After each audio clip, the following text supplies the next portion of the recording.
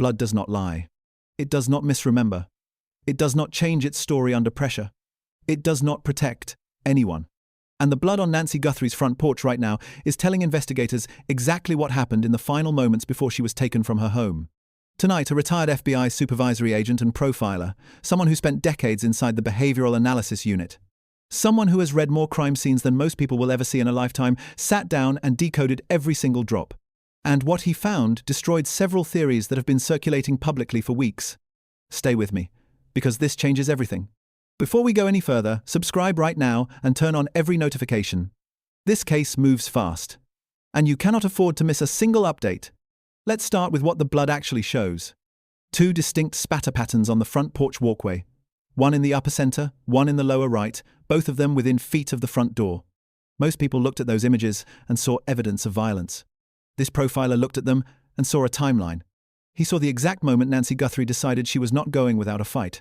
Here is what he believes happened reconstructed from the physical science of the blood itself. Nancy complied at first. She had no choice. An 4-year-old woman. Woken in the middle of the night. A masked stranger. A visible weapon tucked in his waistband. She got out of bed. She walked through her home with him. The back door had already been propped open, not as an entry point, but as an escape route. If something went wrong, if a neighbor heard something, if police arrived. That open door was the suspect's insurance policy. But when Nancy reached the front door, something shifted inside her. She realized she was being taken outside, away from her home, away from everything familiar, and she made a decision. She fought back. The blood tells us exactly what happened next. The larger droplets fell almost straight down, minimal directional movement. Nancy was not moving when they hit the ground. She was on her knees or hunched over face inches from the surface. The smaller droplets are consistent with medium-velocity expulsion. Coughing. Not a gunshot, not a high-velocity impact. Coughing. And several droplets appear as hollow rings, not solid circles. Hollow rings mean air bubbles in the blood. Air bubbles in blood mean one thing, that blood passed through the lungs. She was struck in the face, mouth, nose, or both. She went down, and she coughed blood onto her own front porch while fighting for her life. That is her last stand, documented in the physical evidence. Permanent, undeniable. Now here is where this profiler says something that separates his analysis from almost every other voice covering this case. One offender. Not 2. Not a team. One person. The reasoning is airtight. After the blood was deposited on the walkway, it nearly disappears along the path toward where a vehicle would have been waiting. The profiler's interpretation, Nancy was lifted, carried with her face upward, which stopped the blood from dripping. And there is only one smear pattern in the blood. One. Not multiple shoe prints from multiple people moving through a confined space. If 2 people were controlling Nancy, they would never have let her drop to the ground. 2 people maintain continuous physical contact with a captive. They do not lose control. One person struck by the resistance of an 4-year-old woman who refused to give up, lost control for one moment, struck her to regain compliance, and then had to pick her up off the ground alone. One offender. The evidence is clear. Now, let's talk about the 42 minutes.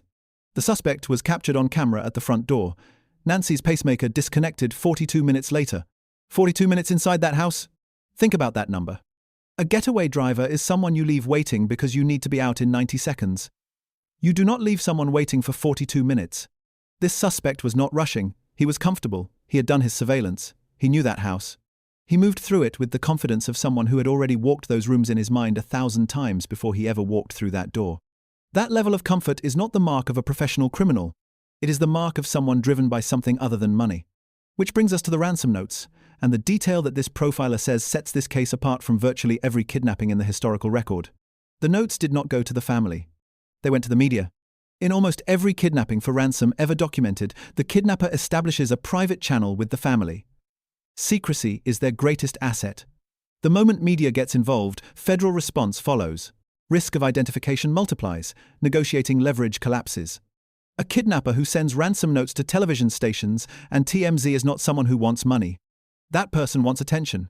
The profiler's theory, this suspect may be a celebrity stalker, someone who built a delusional relationship with Savannah Guthrie inside his own mind, someone who tried to get close to Savannah directly, standing in crowds outside 30 Rock, sending communications that went unanswered, and when direct access proved impossible, he turned to the person Savannah loved most, the most vulnerable, living alone, with limited security, her mother.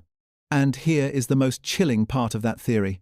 The moment Savannah spoke directly to the camera pleading for her mother's return, the suspect may have already gotten exactly what he wanted. before a single ransom payment was ever made. Savannah's attention, Savannah's pain, Savannah looking directly into a lens talking to him. For someone driven by that need, that moment may have been the entire point. Now let's talk about the mistakes, because this profiler is unambiguous about one thing. This was not a professional. Light-colored clothing for a nighttime operation, reflective straps on a backpack, a face mask that allowed hair and DNA to escape, a backpack sold exclusively by one retailer, a hand raised near the camera, potentially exposing a wrist tattoo. These are not the actions of someone who has done this before. These are the actions of someone who believed they were prepared and fundamentally were not. And those mistakes have left a trail, a DNA profile, a forensic genetic genealogy process that, if a viable sample has been isolated, will produce a name, an age, an address. In a matter of weeks, the profiler was asked directly, "Is this a cold case?" His answer was immediate. This is far from a cold case. The FBI is actively processing forensic genetic genealogy. The DNA evidence is being run, investigators are still pulling threads, and someone out there right now knows this person. Lives with him, works with him, has noticed the changes since those surveillance images went public. A new haircut, a shaved beard, an unexplained trip, a sudden obsession with the news coverage, an anxiety that was not there before.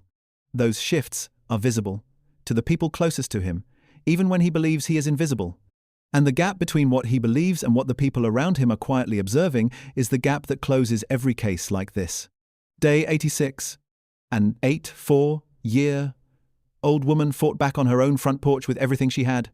The blood tells that story, permanently, in the language of physical science that cannot be coached or contradicted. One offender, an amateur, a psychological profile that points towards someone driven by obsession rather than greed, and a forensic process that is converting an unknown DNA profile into a name. Nancy Guthrie is not a headline. She is a mother, a woman of faith, someone who trusted the people around her, and the evidence she left behind on that front porch is going to bring her home. If you have any information at all, no matter how small, come forward now. FBI tip line 1800-CALL-FBI.